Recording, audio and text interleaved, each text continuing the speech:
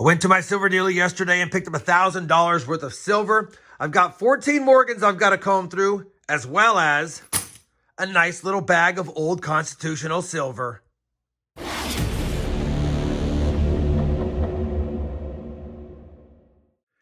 Hey everyone, it's RobFindsTreasure and welcome back to my channel. As many of you know, I do like buying some constitutional silver for either my stack or for my collection or even to auction off on my streams. That being said, my silver dealer did not have a lot of constitutional silver this time. He had an $18 face value bag that I got about 25 times face, and judging by what I see in here, I think we're going to do pretty good on this one. Haven't seen any dates yet, but it's a nice mix of older constitutional silver. I see seated Liberty stuff, standing Liberty quarters. I see Barber stuff. So I'm excited to get into this bag. That'll be part of the hunt today. I also picked up 14 Morgan dollars, got a pretty good price on them, just over $40 a piece. And I don't think there's going to be anything great in here, but we'll check them for any VAMs, maybe some better dates or better condition ones. Like I said, I got a good price on them, so I'm happy to have added them to my collection. That being said, along with this, his son brought out a bag of copper and nickel coins and said, hey, $100 if you want it all. And I took a quick peek at it, saw that there was a lot of, looks like nickels and a lot of Indian head cents. So definitely did not turn down the $100. We'll have to see if this bag is worth $100 or more. Probably going to be worth more than that because there's, like I said, a lot of Indian head cents in the bag. I don't think I'll have time to go through this bag during this video, depending on how long this takes. This might be a part 2. But either way, definitely excited to go through the silver. So stay tuned for me going through it. We'll see if I have anything for my books, see if we have any better dates or any varieties. All right, we've talked long enough. Let me slide this bag out of the way. I think first we'll dump out the constitutional bag, get them sorted, and see what we got. I'll be right back with the constitutional silver dump out in just a second.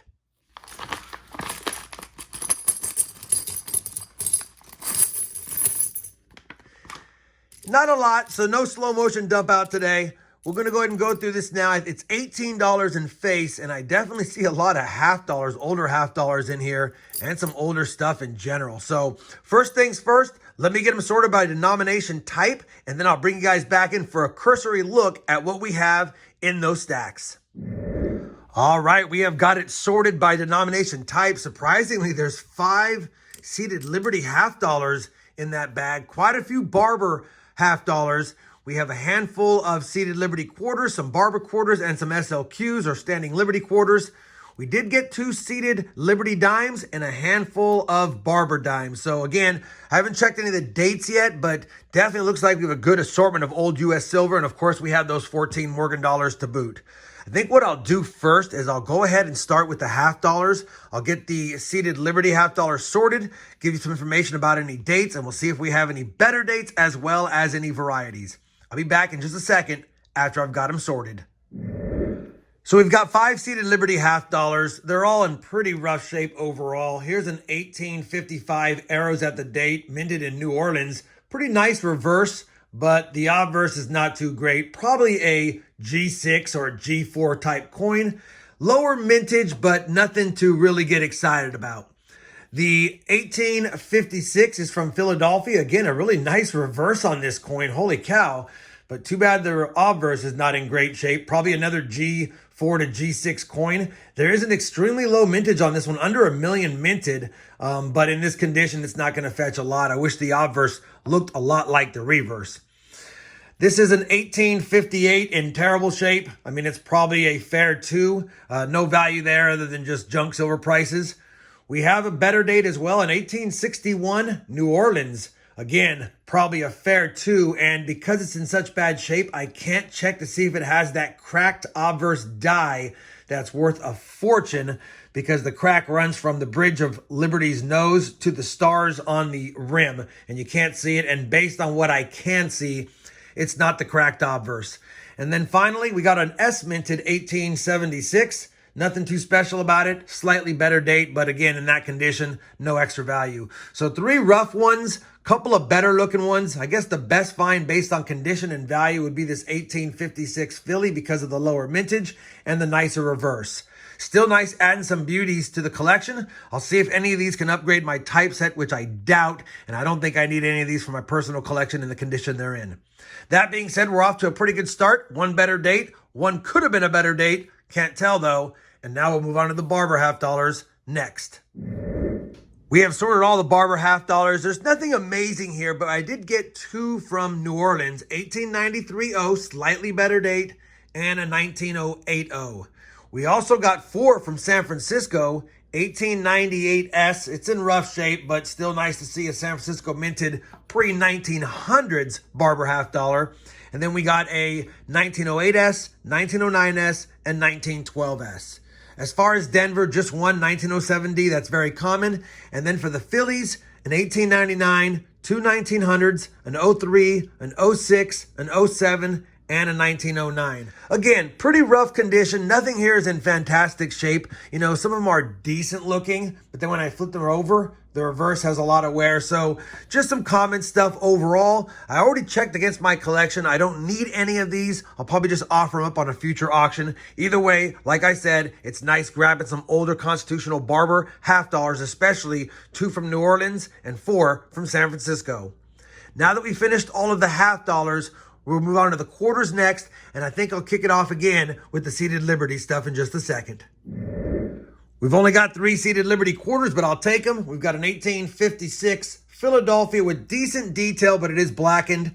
We do have a San Francisco minted 1877, not a better date, and in that condition, not really a better coin, still fun to see. And then a common 1891 Philadelphia with some detail. Again, nothing special here, just some nice older US silver. I'll add it to my collection and move on to the Barber quarters, which is not a lot of, but we'll get those done in just a second. The Barber quarters are pretty rough overall as far as condition. No really nice condition coins in here whatsoever. All of them are common except for one, which we'll get to. 1896 Philly, 1899 Philly. This is a 1900. I can barely make out the date, 1900S. I'm fairly certain it's a 1900 actually. It's tough to tell. I mean, it could even be a 1909S, but I'm 99% sure it's a 1900S. Had it been a 1909S, it's common either way, so I'm going to call it a 1900 San Francisco. We've got a 19030, not too bad a shape. We've got a 1906 Denver, and then the best find is going to be a low minted 1908 San Francisco. It's a shame, though, the coin has some damage, as you can see on the rim. 1908 San Francisco only has 784,000 minted, and even in a G4 condition, they're about $40 to $50. So I don't know if this is G4. It's got better details than most G4 coins on the reverse, but because it has damage, it probably wouldn't even get a designation. Either way, definitely happy with paying 25 times face for this, because even if I cut that $40 value for G4 in half and call it 20, it's still a come up. Again, nothing great on the Barber quarters. I don't think I have any upgrades or additions to the collection. I'll double check them and then move on to the SLQs next. And once I get those done and sorted, I'll bring you guys back in.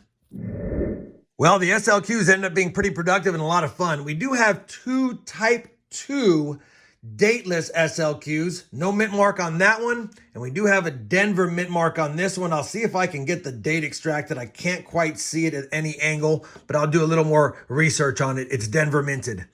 A nice stack of 1925s, all Philly, of course. 26 Phillies, 27 Phillies, 28 Phillies, 29 Phillies. We have a 27D semi-key date SLQ. I'll definitely take that. Again, it's not in the greatest shape, but it's still a better date. So that was a nice find. A 29 Denver and one 1930 San Francisco. Other than the 27D, we had a couple of really good finds here. Take a look at this. A dated 1917, full date, pretty good details. And even though the back's not in great shape, it is a Variety 1 or a Type 1, no stars below the eagle. But not a lot of value. I think in a G4 type condition, it's a $20 coin. And this is definitely at least G4, maybe better than that, maybe fine. Either way, it's a nice looking find, and we got it at a good price. The best find of the SLQs is going to be this one, 1918S. Obviously Variety 2, but 1918S, and I did scope it really quick. And because of the wear, I can't see if it is the 1918/17. I can't tell here because there's supposed to be a 7 right here, and I can't see the hole there, so I can't tell if it's an 18 or an 8/7, but I'm going to assume it's not the valuable 18/17. Either way, it's still got a date, San Francisco minted, two early teens SLQs, and I'll take them. I got to check all these against my collection. I don't think we have any upgrades or additions, of course, but I'll do that. Really happy. 3 better dates right there. Can't get mad at that. We've only got a couple of seeded Liberty Dimes and some Barbers, so I'm going to do them together. Let me check these. I'll get those sorted. I'll be back in just a second. Figured I'd come back really quick because I do need to upgrade this 1874 Philly seeded Liberty Dime to my collection. It's not in great shape, but it's better than one I have. And then we do have an 1876, and take a look at this. It's got a CC on the back. I don't have an 1876 CC. It's in trashy condition, but figured I'd show them both. Not a lot of value in their condition, of course. The 1876 CC has a mintage of 8.27 million, and the 1874 Arrows at the date is only 2.9 million minted, but again, they're not in great shape, so I'm just going to upgrade them to my personal collection, get them in there, and then we'll go on to the Barber Dimes next. We have ran through all the Barber Dimes. No surprises here. A couple of nicer looking coins. I guess the best finds are going to be this pretty nice 1903 O. Unfortunately, it has damage across his wreath and his face, and I'll show it to you right here. So that's definitely going to take away any chance of it being a better coin. Probably fine details, but yeah, unfortunate there. We had a couple of those. We also got a better date, 1909 O, although it's really slick, so definitely no extra value on that one. We got a pretty nice common date, 1913. It does have full Liberty, probably fine details. We've also got a really nice overall 1914 Denver. Again, probably fine details on that one. And outside of that, the rest of them are pretty common. I've already took a quick peek at my book. None of these can upgrade. That one would have been if it didn't have the damage, but it has the damage, so we can't upgrade it. Let me go ahead and sleeve those up, put them away, and move on to the Morgan dollars. And again, these are not in the best shape. I'll quickly run through them on the board, get them all laid out. I'll check them for VAMs, and then I'll give you a recap. I'll be back in just a second when I have the dates ready to go, and we'll take a look at them. All right, we have gone through all the Morgan dollars. I'll tell you in advance, there's a couple in here that have been tooled, some have been cleaned, some original condition, but no better dates. And I already checked, we don't have any VAMs. We got 2 from 1878, a Philly and a San Francisco. We've got a tooled 1879. You can see the tooling and the polishing on that one. A decent 1882 San Francisco. We've got a cleaned 1887, an 1889, 2 1890s, 2 1896s, and again, one has been cleaned and tooled and polished and you name it. We've got a cleaned 1897 and 3 1898s, one in original condition, one may have been cleaned, and one has been tooled yet again with some scratches on it. Either way, we didn't pay a lot for them. It's always nice stacking some Morgan dollars to your silver stack, and so I'm happy with them overall, even though we didn't score any VAMs or any better dates in that 14 Morgan dollar lot. That being said, I think that wraps up the junk silver person hunt part of this video. I know I have that big bag of small cents and nickels to go through. That'll be part 2, so stay tuned for that. We definitely added a lot of silver to the stack. I'm happy with the purchase that I had. We got some better date coins, we got some older constitutional silver, and we got some stuff to offer up down the road. If you guys did enjoy this junk silver person hunt, I'd appreciate that thumbs up. And as always, everyone, happy hunting, happy stacking, and thanks for watching.